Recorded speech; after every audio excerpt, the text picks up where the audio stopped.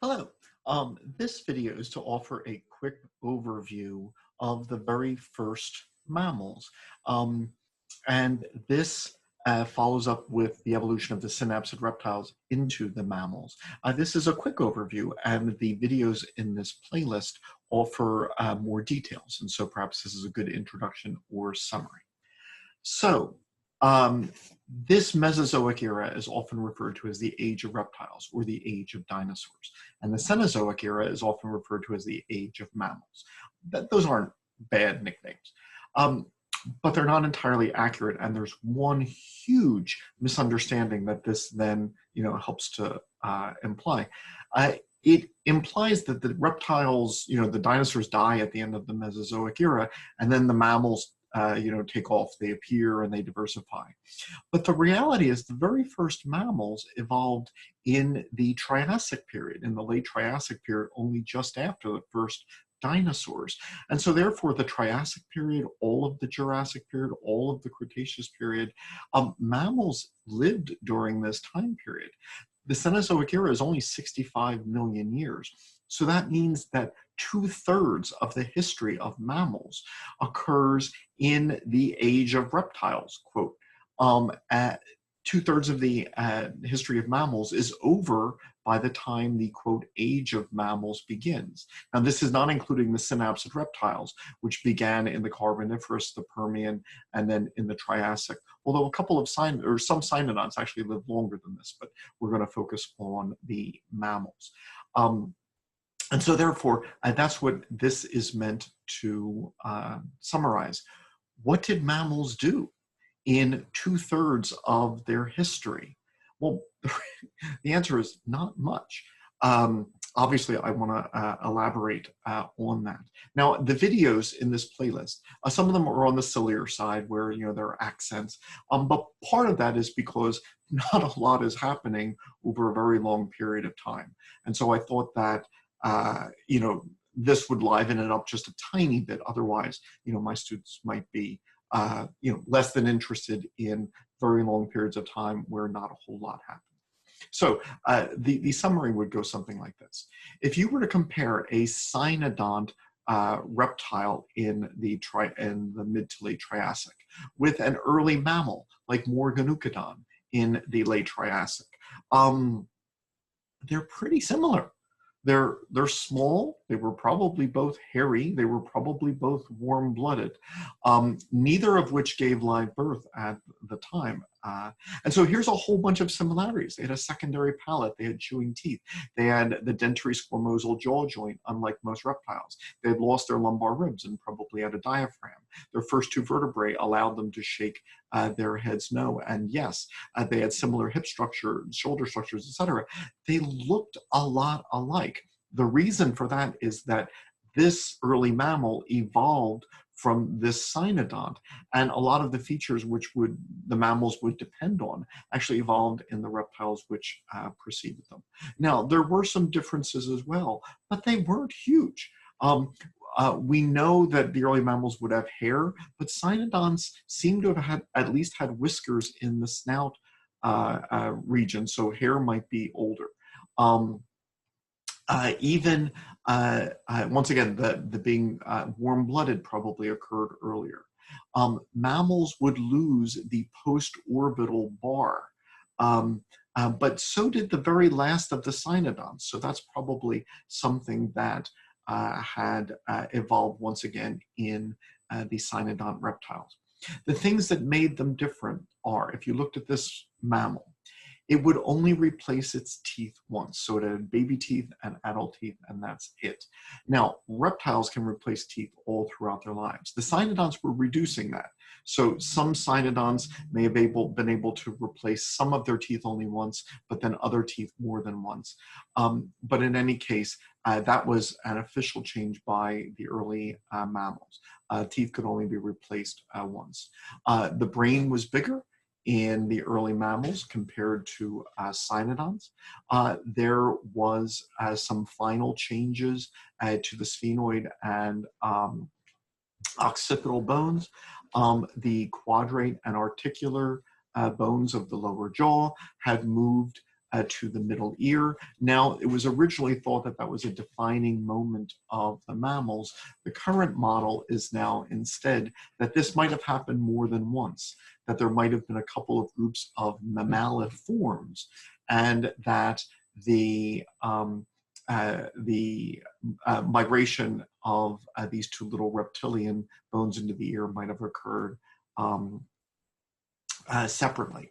And so once again, this process where the reptilian jaw bones were reduced so that only the dentary remained, and that the red-yellow jaw joint between the quadrate and articular was then replaced by a dentary squamosal joint in mammals, and that these got incorporated into the ear. That may have happened more than once. So in this next video, I'll just quickly summarize. I ask my students, write down all of the exciting things that happened in the Mesozoic mammals. Once again, over 120 million years, a really long time. And the answer is not much. So if you were to go through, there's lots of different groups of Mesozoic mammals known, but they are all rather small. They are rodent sized. Now that they're not rodents. Rodents have those long incisors which continually grow. So no rodents existed in the Mesozoic, but the mammals were essentially the sizes of rodents. They were very simple and unspecialized. Now, by that I mean, we know today that mammals can fly as bats, they can swim as whales, they can have huge brains like primates and humans. They can be adapted for carnivory like cats and dogs. They can be adapted for herbivory and for galloping. These Mesozoic mammals, they have none of that. Now, they did have some specializations, perhaps. At least one was adapted for digging. A couple were adapted at least a little for swimming. One seemed to be a bit adapted for living in trees, kind of like squirrels. A couple got to be the sizes of woodchucks, and one maybe got to be double that size. And there was a baby dinosaur in its gut, and so perhaps able to prey on infant dinosaurs. But the reality is they're small, and so obviously their bones are these tiny little things which could often lead to variations in interpretation.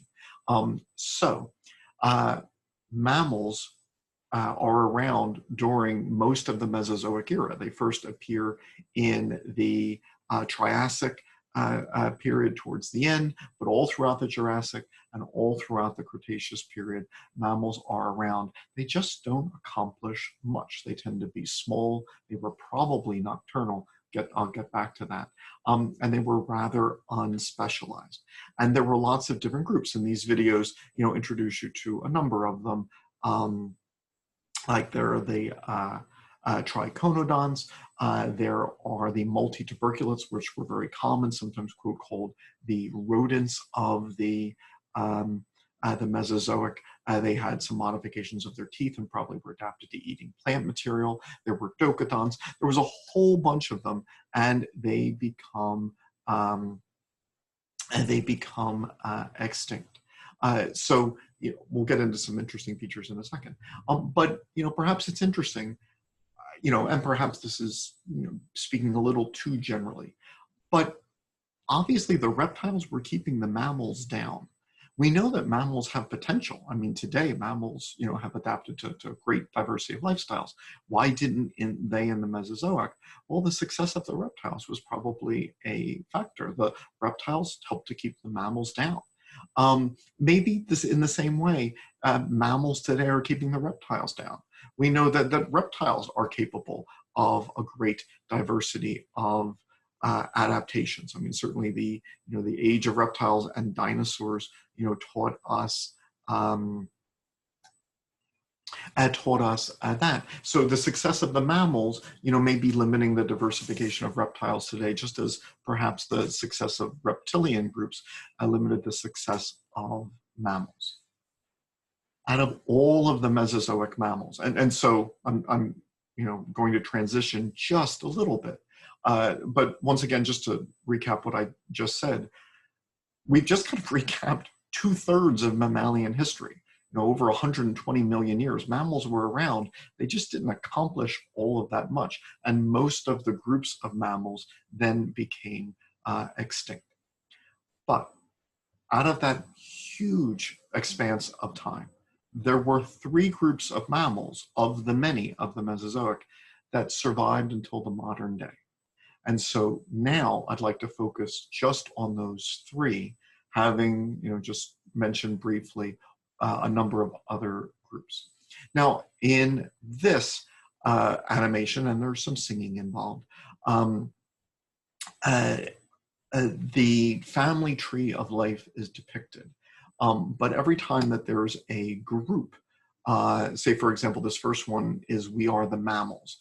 In other playlists, there are other songs where some sing "We Are the Vertebrates" or "We Are the Tetrapods" or whatever. So the ones who are singing, they are mammals in this orange block, and none of the other ones are. But that would include the echidna and the platypus. The next time that there's a song where the organisms are singing "We Are the Therian mammals," the opossum will still be singing, but the echidna no longer will. And so the echidna and the platypus, they are mammals descended from the mammals of the Triassic. And so synapsid reptiles produced all of these lineages over huge expanse of time, but there are only 3 groups of the Mesozoic mammals which have survived until today. So the things that are shared among those 3 groups of modern mammals must have been in place by the time of the very first mammals, or at least by the time that the lineages split. Now that would include hair. We think that cynodonts had hair, but we certainly know that some of the fossil Mesozoic mammals did, and and obviously all 3 groups of those mammals have hair today. One of the things which had happened by the time of, and I'm sorry, just here's another picture. I had mentioned that jaw joint, these little bones move to the middle ear. That might have happened more than once in the groups of Mesozoic mammals, but this is the case in all of the mammals alive today. They have a dentary squamosal jaw joint, and the quadrate, articular, and angular bones are associated with the ear, although in marsupials, they're in the jaw when the infant is born, while they and then migrate to the ear while the infant matures in the pouch. It's good to have protection around the eye. That's a good thing. But the first mammals lost that. As cynodont reptiles were evolving into mammals, these bones here, which were part of the reptilian skull, offering bony protection all around the eye, they were lost. I don't know why. Maybe that was just part of the changes in the skull as the brain case expanded. Now, today, that would be a problem. But remember that the first mammals, they were rodent-sized. They were probably coming out at night, and quite likely protection for the eye wasn't as important as it is in modern primates. And that's why so many mammals today lack a post-orbital bar. Notice here in this armadillo, that's where the eye goes, that's where the jaw muscles goes, and there's no separation.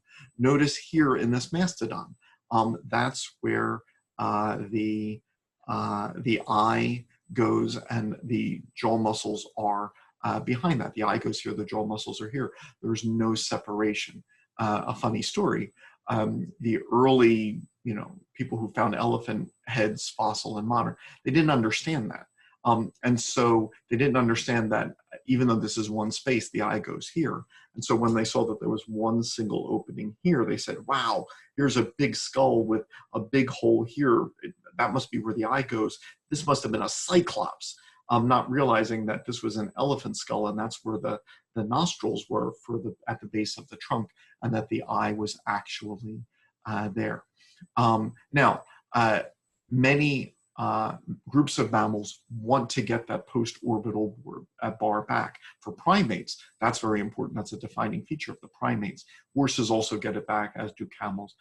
Notice this cat almost has it back, that the zygomatic bone and the frontal bone almost touch each other, but not quite. So it's not quite a post-orbital bar. So there used to be complete bony protection around the eye. The early mammals lost it. And then different groups of mammal lineages get it back. The early mammals, they had different kinds of teeth.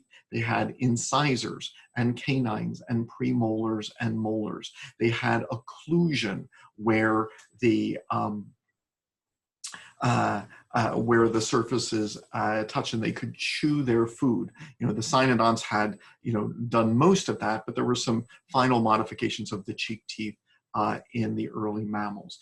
Notice that the first mammals had extra teeth. So for example, look at an opossum today. It has 5 incisors. You have 2. 1 canine like you, 3 premolars, you have 2, 4 molars, you have 3. So these first mammals had more teeth than modern mammals do.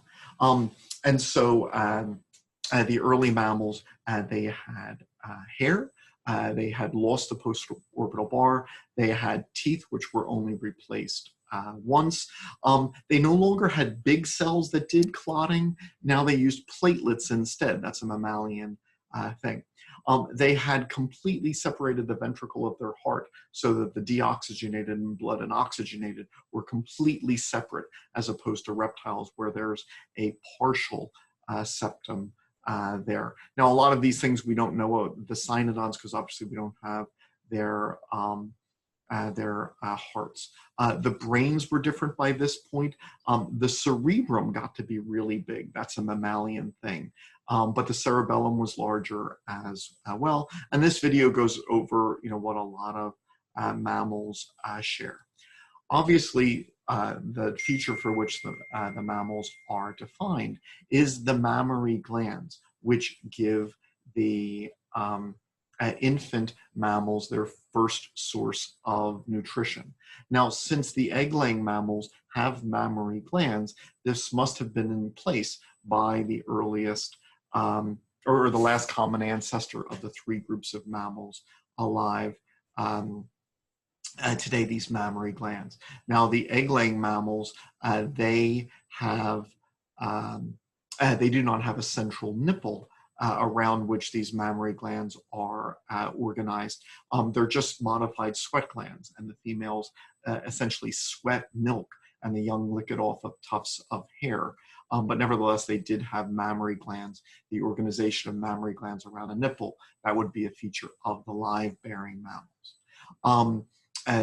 The common ancestor of the 3 groups of mammals alive today were warm-blooded, as are the egg-laying mammals today. Now, egg-laying mammals are not as warm-blooded as the live-bearing mammals, but nevertheless, they were warm-blooded. And so by the time that the separate lineages of mammals separated, a number of features had appeared. There are 2 mammals alive today which are called monotremes, the egg-laying mammals. So the duck-billed platypus, known only in Australia. This is an egg-laying mammal, as is the echidna. I'm sorry.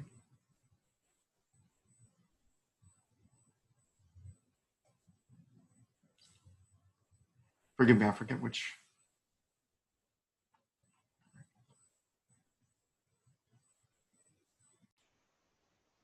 So while I talk about the monotremes, there will be images of the echidna in the background. I'm sorry that they're not better images, but for the echidna and the platypus, they're endangered. They only live in Australia, and they're nocturnal. So I apologize. This is the best that I have been able to manage um, from a zoo. But in any case, they're fascinating because they are mammals. They're warm-blooded. They have hair. They have mammary glands. They have all of the features of the mammals that I had just gone through. But nevertheless, they have a number of features that other mammals lack, but which reptiles have. So they still lay eggs instead of all other mammals, which give live birth. While they're warm-blooded, they're not quite as warm-blooded as the other mammals. They still have a cloaca, which is a common opening for the anus, the urethra, and the vagina in females. In males, the testes do not descend into a scrotum.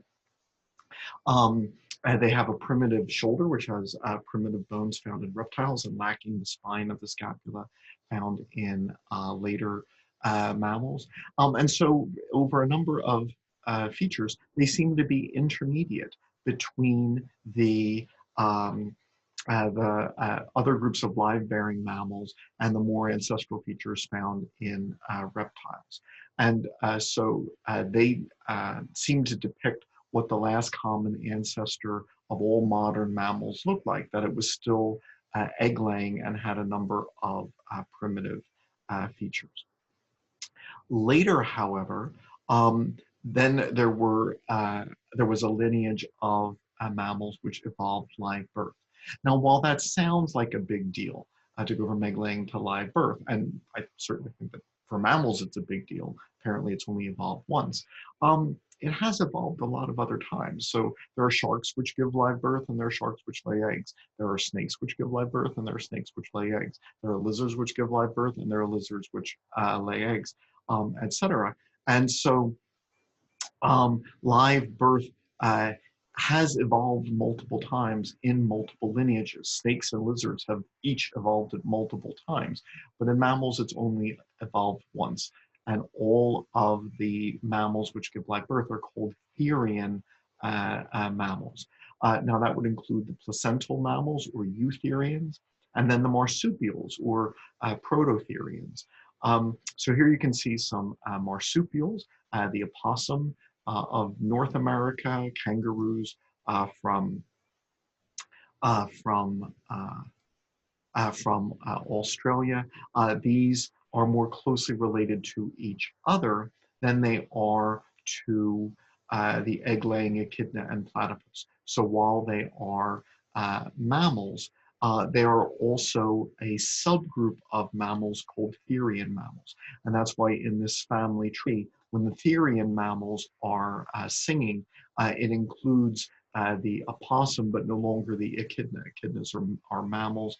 They are not therian mammals. Therian mammals share features. Live birth is one of the features, but there's many others that I give in this video. One, that leaps or two that leap to mind is when the shoulder is modified so that there's a spine on the scapula. This affects both the muscles, like the rotator cuff muscles, etc. And a second, so I'm sorry, here you'll see there's a spine on the scapula creating a supraspinous fossa and an infraspinous fossa, something that reptiles and monotremes lack. This then affects the muscles. So there's two rotator cuff muscles here as opposed to the supracoracoideus, the one ancestral one. Another thing that the therian mammals share is that they, forgive me for just a second.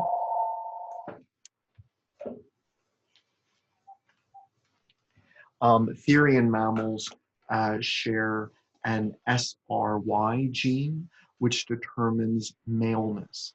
And so there is a Y chromosome, and a gene on this Y chromosome, the SRY gene, is what determines male gender. This gene only exists in the live-bearing mammals, no other groups, and not in monotremes. So by the Jurassic period, the common ancestor of the live-bearing mammals had evolved, and therian mammals spread throughout the world. They were replaced in most parts by um, the placental mammals. And so while marsupials are known in North America from a very early age, after a while they are only known from southern continents. South America had a great diversity of uh, marsupial mammals, but when North and South America joined, the South American mammals, many went extinct, and so that it is in Australia that the majority of the marsupial mammals live today. But, you know, and here one sees a tree kangaroo, and there is young developing in the pouch of this female. But in the fossil record, there are many large marsupials which are known, um, uh, including in South America before the Americas touched, and these became extinct because of competition from placental mammals. So there were marsupials which were the size and shape of coyotes, of bears. Some looked like saber-toothed cats, etc. There were giant herbivores, kangaroos much larger than modern kangaroos, etc.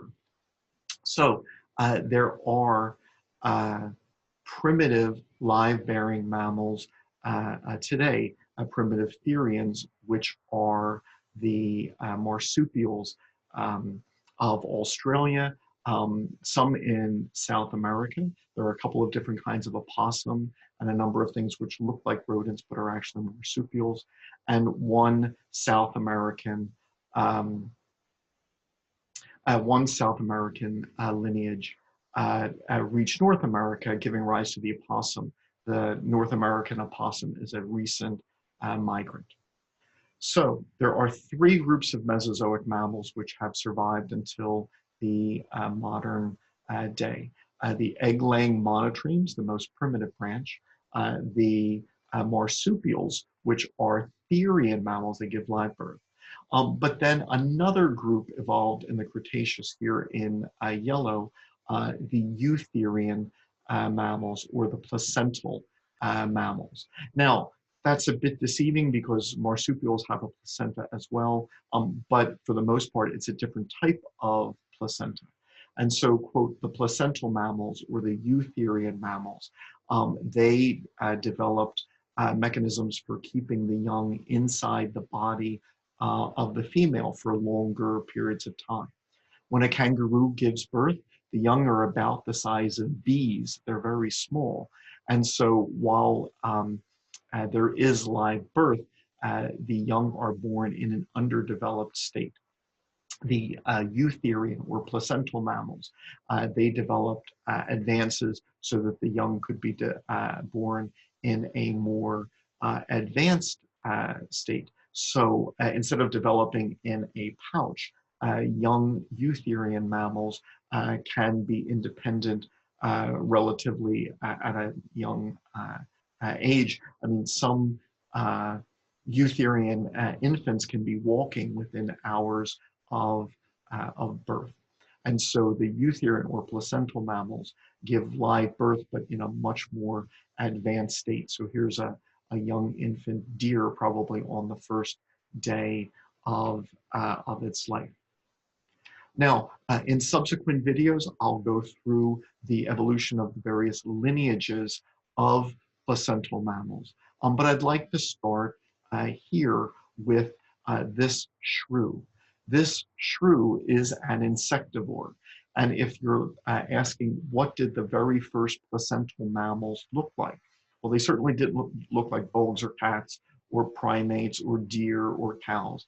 They probably looked like this. They were small, still rodent size, and modern insectivores are still primitive. They still have a cloaca, a common opening for the urinary, reproductive, and digestive tracts. The testes in males do not descend into a scrotum.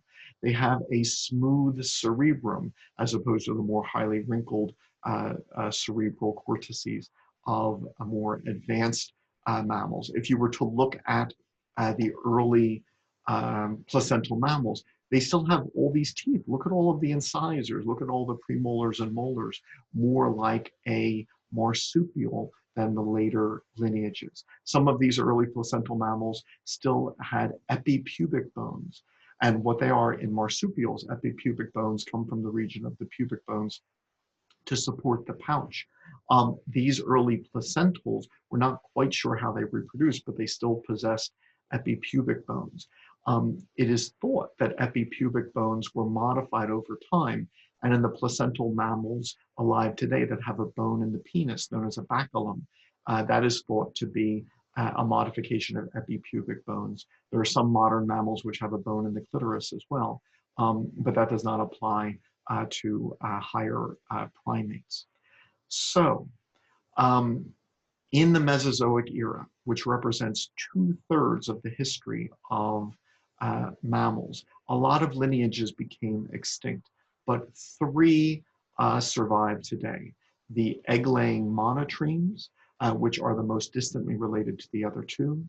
And among the live-bearing therians, there are the marsupials, which give birth in a young, in an underdeveloped state, and the more advanced placental mammals, which give live birth in an advanced state.